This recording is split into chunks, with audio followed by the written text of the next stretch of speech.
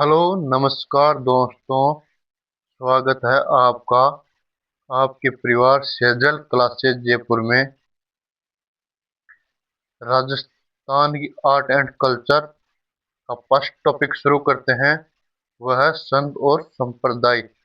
हर exam में यहाँ से एक दो प्रश्न आते हैं जरूर, चाहे BSTC, CET, video, LDC, lab assistant, Rajasthan की कौन सी भी एग्जाम हो, यहाँ से क्वेश्चन आते हैं।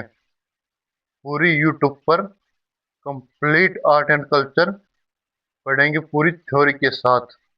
तो करते हैं शुरुआत।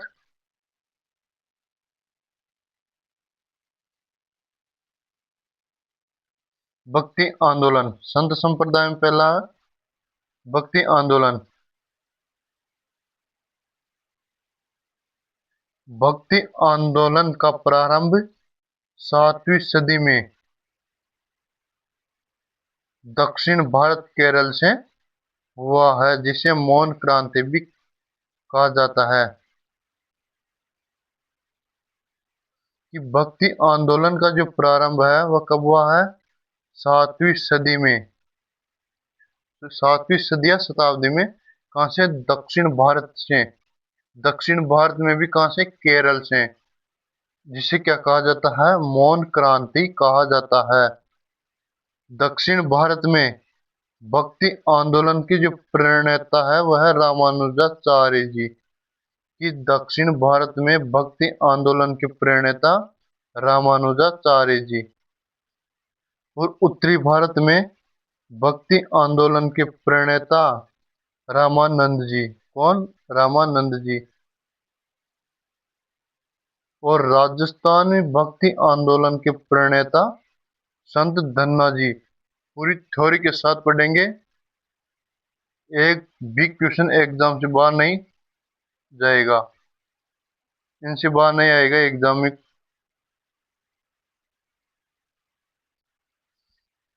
भक्ति आंदोलन किस लिए शुरू किया गया? इसलिए एक तो जाति प्रथा की जो बुराइयां उसको दूर करना। क्या? जाति प्रथा की बुराइयों को दूर करने के लिए क्षेत्रीय भाषाओं में उपदेश देने के कारण स्थानीय बोलियों का क्या विकास हुआ? क्या? कि क्षेत्रीय भाषाओं में उपदेश देने के कारण स्थानीय बोलियों का विकास हुआ। इन संतों के प्रभाव के कारण इन संतों के प्रभाव के कारण राज्य का स्वरूप भी सुधरा, अर्थात कल्याणकारी राज्य की भावना विकसित हुई। भक्ति आंदोलन शुरू करने के उद्देश्य क्या थे? जाति प्रथा की जो बुराइयां हो उनको दूर करना, क्षेत्रीय भाषाओं में उपदेश देने के कारण स्थानीय जो बोली उनका विकास हुआ। इन संतों के प्रभाव के कारण राज्य का स्वरूप सुधरा, अर्थात कल्याणकारी राज्य की भावना विकसित हुई।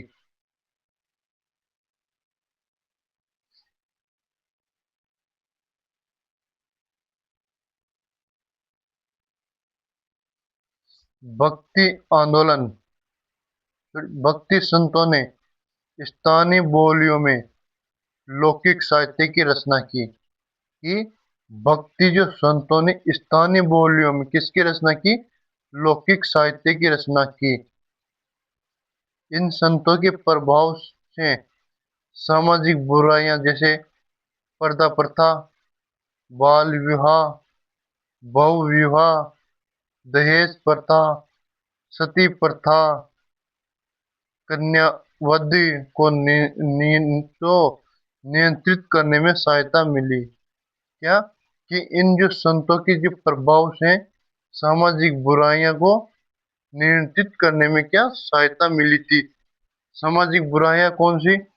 पर्दा प्रथा, बाल विवाह, बहु विवाह, दहेज प्रथा, सती प्रथा, कन्यावधि। ये सभी संत समाज के सभी वर्गों को प्रभावित नहीं कर सके। यही कारण था कि इनकी मृत्यु के बाद इनका प्रभाव समाप्त हो गया। जो ये संत है समाज के सभी वर्गों का प्रभावित नहीं कर सके, और इसी कारण से इनकी मृत्यु के बाद में इनका जो प्रभाव है वह समाप्त हो गया। इनके अनुयायी इस विचारधारा को आगे नहीं ले जा सके। ये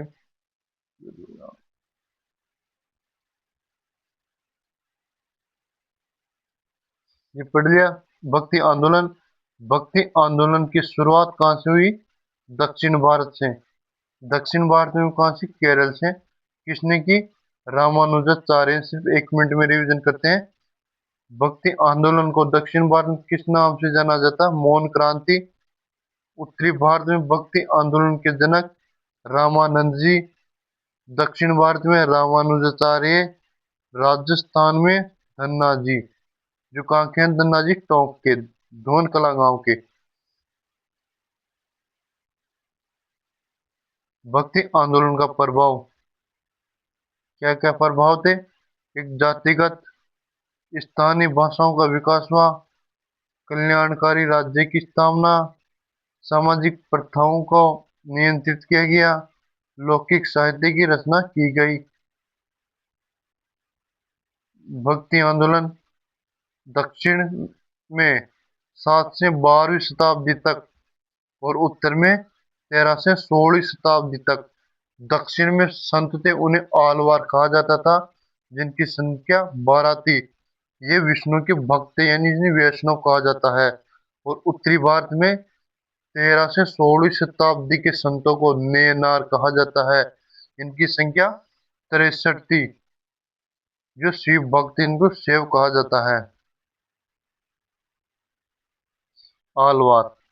आलवार का अर्थ होता है ज्ञानी व्यक्ति। क्या? आलवार का अर्थ ज्ञानी व्यक्ति। आलवार संत एकेश्वरवादी थे। वे लोग के हृदय पर आध्यात्मिक शासन किया करते थे। आलवार संतों का मानना था कि विष्णु की भक्ति एवं पूजा से ही मोक्ष की प्राप्ति हो सकती है। क्या? आलवार का अर्थ ज्ञानी व्यक्ति होता है। आलवार संत कहते एकेश्वरवादी थे, और ये लोगों के हृदय पर आध्यात्मिक रूप से शासन करते थे। आलवार संत ये मानते थे कि विष्णु की भक्ति से ही मोक्ष प्राप्त किया जा सकता है। आलवार संतों की संख्या 12 थी। कितनी? 12 थी। आलवार में एकमात्र महिला अंडाल थी, जिसे दक्षिण की मीरा कहते हैं। ये मोस्ट है कि आलवार संतों में एकमात्र महिला थी, उसका नाम क्या है? उसका नाम था अंडाल। आलवार संतों में एकमात्र महिला कौन थी? अंडाल थी। विष्णु के प्रति अपरिमित भक्ति के कारण उसने स्वप्न में उसके साथ विवाह होते हुए देखा था। रामानुजाचार्य आलवार संत थे। अब नयनार। नयनार आलवार विष्णु के उपासक, और नयनार शिव के उपासक। इनकी संख्या 63 बताई गई है। इनमें भगवान शिव के विविध अवतार, 28 अवतार के रूप में पूजा की जाती है। क्या? कि जो नयनार है ये शिव भक्त है। इनकी संख्या 63 बताई गई है, और ये शिव के 28 अवतारों की पूजा करते हैं। नयनार शिव के कितने अवतारों की पूजा करते हैं? 28 अवतारों की। भगवान शिव के 28 अवतार की पूजा करते हैं। भगवान शिव को मानने वाले शैव धर्म के रूप में एकत्रित हुए। शैव धर्म में भगवान शिव की आराधना पशुपति, एकलिंग, महेश्वर, जलसा, रुद्र व महादेव के रूप में की गई है। भक्ति की विचारधारा। भक्ति की विचारधारा। भक्ति की विचारधारा को कितने भागों में बांटा गया? 2 भागों में। 2 भाग कौन कौन से? पहला सगुण भक्ति धारा, दूसरा निर्गुण भक्ति धारा। सगुण, सगुण का अर्थ होता है कि ईश्वर का आकार, अवतार, स्वरूप व प्रतिरूप क्या निश्चित हो। सगुण, सगुण का अर्थ होता है यानी कि ईश्वर का आकार, उसका अवतार, उसका स्वरूप और उसका जो प्रतिरूप है वह क्या हो? निश्चित हो। और ईश्वर साकार रूप में पूजा की जाती है। ये मूर्ति पूजा के क्या समर्थक होते हैं। भक्ति के साधन मूर्ति, संगीत, भजन, नृत्य, कीर्तन माला आदि होते हैं। जबकि निर्गुण भक्ति धारा में ईश्वर का आकार, अवतार, स्वरूप व प्रतिरूप अनिश्चित होते हैं। निर्गुण भक्ति धारा में क्या होती है? ईश्वर का आकार, अवतार, स्वरूप, प्रतिरूप अनिश्चित होते हैं। ईश्वर निराकार होते हैं। मूर्ति पूजा की विरोधी होते हैं। भक्ति के साधन भगवान की मूर्ति नहीं होकर इसमें क्या गुरु की मूर्ति या संत की समाधि होती है।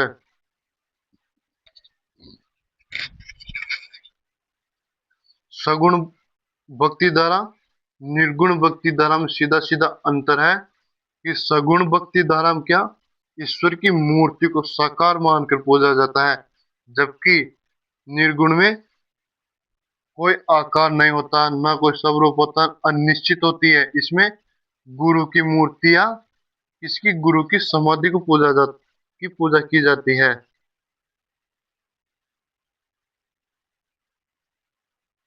भक्ति की विचारधारा, भक्ति की विचारधारा सगुण भक्ति धारा के संत और निर्गुण भक्ति धारा के संत। सगुण भक्ति धारा के संत है रामानुजाचार्य जी, निम्बार्काचार्य जी, रामानंद जी, मध्वाचार्य, वल्लभाचार्य, मीराबाई, गौरीबाई, भक्त कवि दुर्लभ जी आदि। शैव संप्रदाय व नाथ संप्रदाय किसमें? सगुण भक्ति धारा में। वैष्णव संप्रदाय, वैष्णव संप्रदाय की 4 पीठें गौड़ीय, परिणामी और निष्कलंकी। 3 गौड़ीय, परिणामी, निष्कलंकी संप्रदाय वैष्णव संप्रदाय के भाग हैं। गौड़ीय, परिणामी और निष्कलंकी किसके भाग? वैष्णव संप्रदाय के। किसमें? सगुण भक्ति धारा में। निर्गुण भक्ति धारा दादूपंथी, विश्नोई, जसनाथ जी, राम सनेई, चरणदास जी, लाल दास जी, हरिदास जी। हरिदास जी का दूसरा नाम निरंजनी, अलखिया, नवल, गुदड़ संप्रदाय। अलखिया, नवल और गुदड़ 3 संप्रदाय इसमें निर्गुण भक्ति धारा में। सगुण भक्ति धारा के संत और निर्गुण भक्ति धारा के संत रामानुजाचार्य सगुण भक्ति, निम्बार्काचार्य रामानंद जी, माधवाचार्य, वल्लभाचार्य, मीराबाई, गौरीबाई, भक्त कवि दुर्लभ, शैव संप्रदाय, नाथ संप्रदाय। वैष्णव संप्रदाय में गौड़ीय, परिणामी और निष्कलंकी संप्रदाय। निर्गुण में दादूपंथी, विश्नोई, जसनाथ जी, राम स्नेही, चरणदास जी, लालदास जी, हरिदास जी, निरंजनी, अलकिया, नवल व गोदड़ संप्रदाय। सगुण और निर्गुण मिश्रित रूप है चरणदास जी, मावजी और हरिदास जी। कौन? चरणदास जी, मावजी, हरिदास जी। अगर आप चैनल पर पहली बार है तो चैनल को सब्सक्राइब करें, लाइक करना और कमेंट करके जरूर बताना क्लास कैसी लगी। अभी पूरी नहीं हुई है। पहला संत संप्रदाय हमारा दादू संप्रदाय। कौन सा? दादूपंथी संप्रदाय, संत दादू दयाल जी। कौन सा? संत दादू दयाल जी।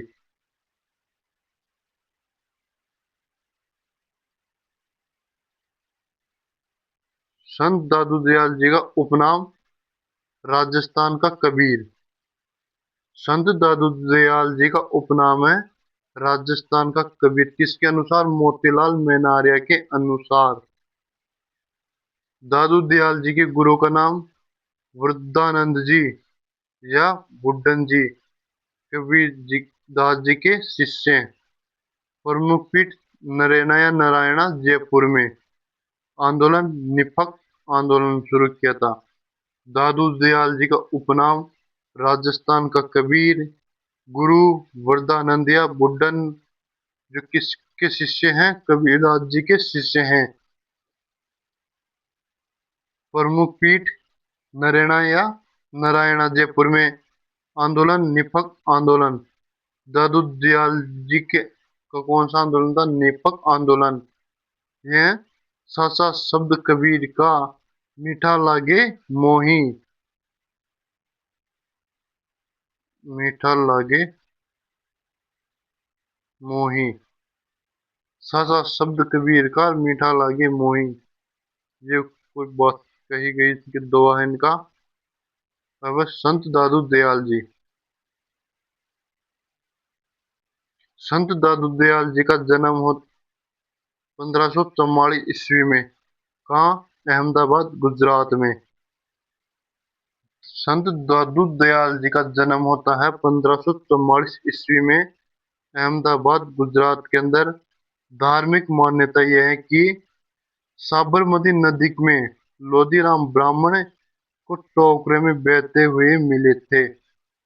संत दादू दयाल जी का जन्म 1544 ईस्वी में हुआ है। कहाँ? अहमदाबाद गुजरात में। और इनके बारे में धार्मिक मान्यता यह है कि जो ये है साबरमती नदी में एक टोकरे के अंदर एक ब्राह्मण था, उसका नाम था लोधीराम ब्राह्मण, उसको मिले थे। इन्होंने जो प्रथम उपदेश दिया वह सांबर जयपुर में 1568 ईस्वी में। दादू दयाल जी का प्रथम प्रथम उपदेश 1568 ईस्वी का सांबर जयपुर में। 1574 ईस्वी में दादू संप्रदाय की स्थापना की थी। दादू दयाल जी ने दादू संप्रदाय की स्थापना 1574 ईस्वी में की थी। कब की? 1574 ईस्वी में की थी। अब करते हैं कल इनसे आगे। अगर क्लास में पहली बार है तो चैनल को सब्सक्राइब करें, लाइक करना, शेयर करना और कमेंट करके जरूर बताना क्लास कैसी लगी आपको। आर्ट एंड कल्चर, राजस्थान भूगोल, हिंदी, साइंस सभी निःशुल्क कराई जाएगी इस चैनल पर। अगर आपने पहले की वीडियो नहीं देखी तो वह भी देखना। बिल्कुल एग्जाम ओरिएंटेड। थैंक यू, धन्यवाद। मिलते हैं अगली क्लास में।